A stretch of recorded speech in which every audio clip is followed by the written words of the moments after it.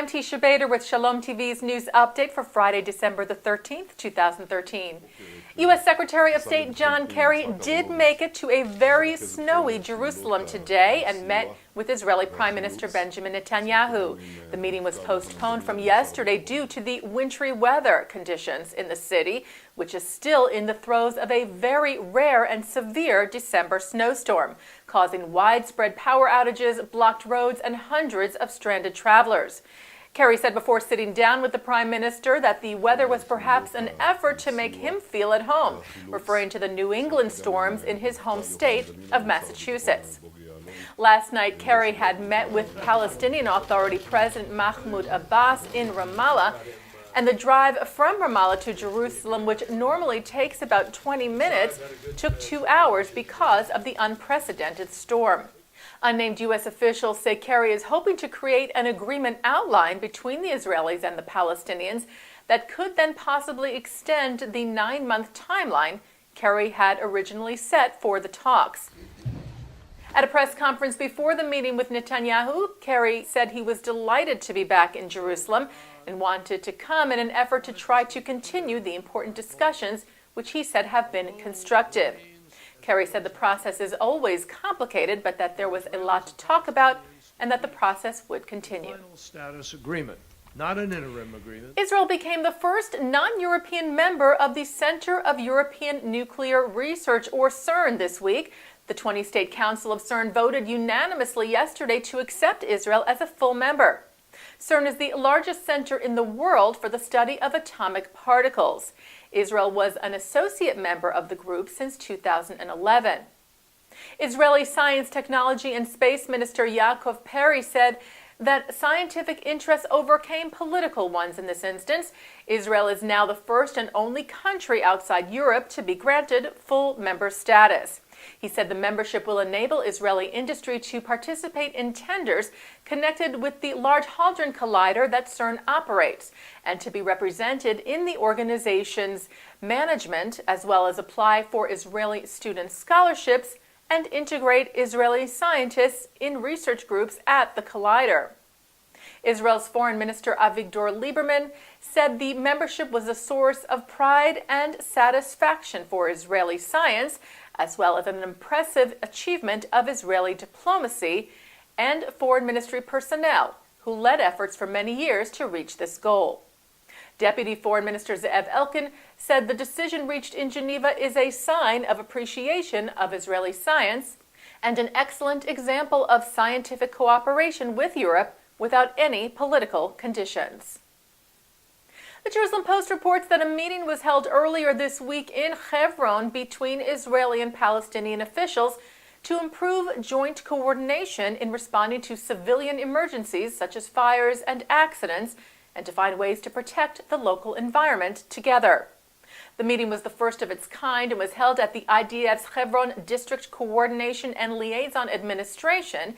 It included representatives from the civil administration of Judea and Samaria, as well as Israeli and Palestinian security forces and firefighters. A source from the Hebron District Administration told the Jerusalem Post that politics were left aside during the meeting, with the focus on saving lives.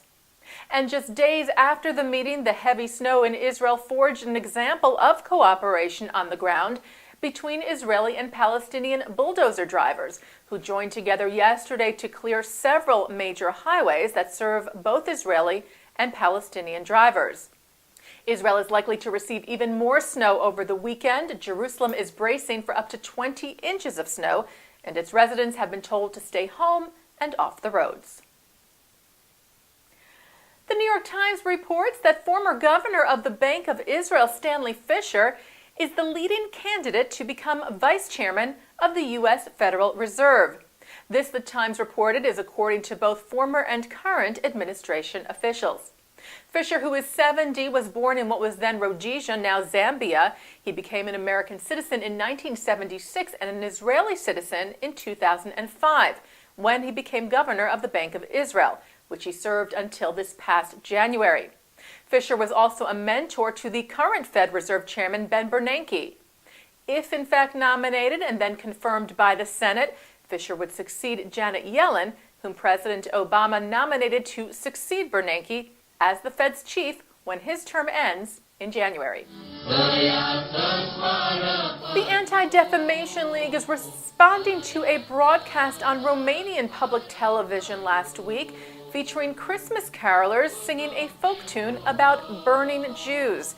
ADL National Director Abe Foxman, who is himself a Holocaust survivor, welcomed a statement from Romania's foreign minister calling on his government's National Audiovisual Council and other public entities to investigate and punish those responsible for the December 6th broadcast. Foxman added, though, that an investigation was only the first step in addressing a larger societal problem. Foxman said the perverse, bigoted, and vicious anti-Semitic lyrics of the song are deeply shocking. He said something is wrong in a society where virulent anti-Semitism masquerading as Christmas cheer could appear on public television and no one blinks. It is a throwback, he said, reminiscent of the anti-Semitism that pervaded Romania prior to and during the war, which led to the death of tens of thousands of Jews in the Holocaust. Foxman said more needs to be done by Romanian political, civic, and religious leaders to remind all Romanians that expressions of anti-Semitism, bigotry, and prejudice of all kinds present a danger to Romanian society. Earlier, Romania's National Audiovisual Council fined Romanian public television for airing the live broadcast, and the TV station did issue an apology expressing, quote, deep regret for the carol with anti-Semitic expressions.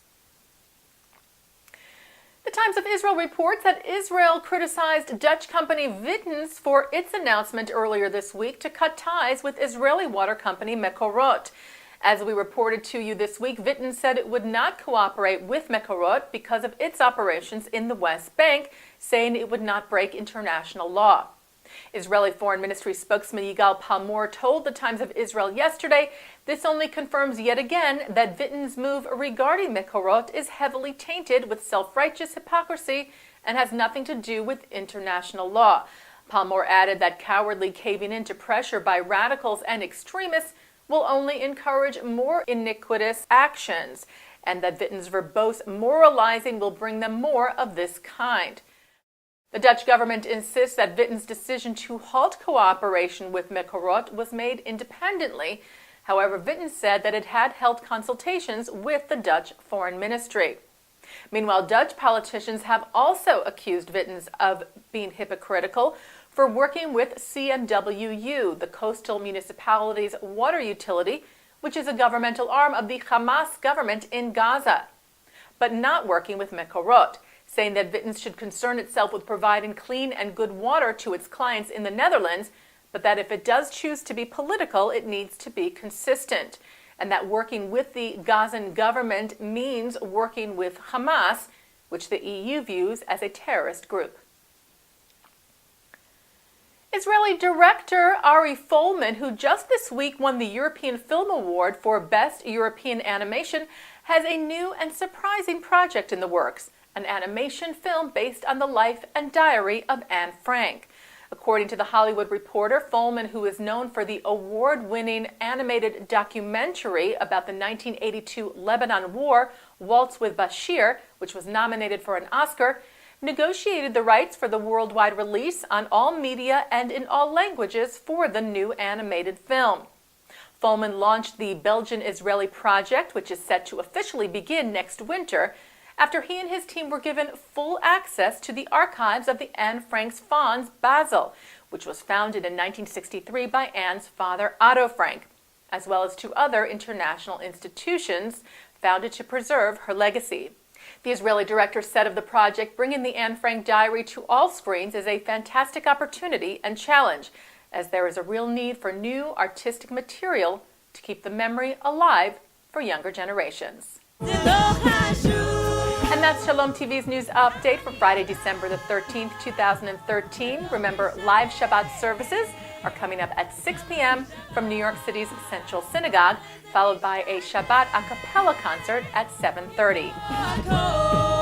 I'm Teisha Bader. Shabbat Shalom.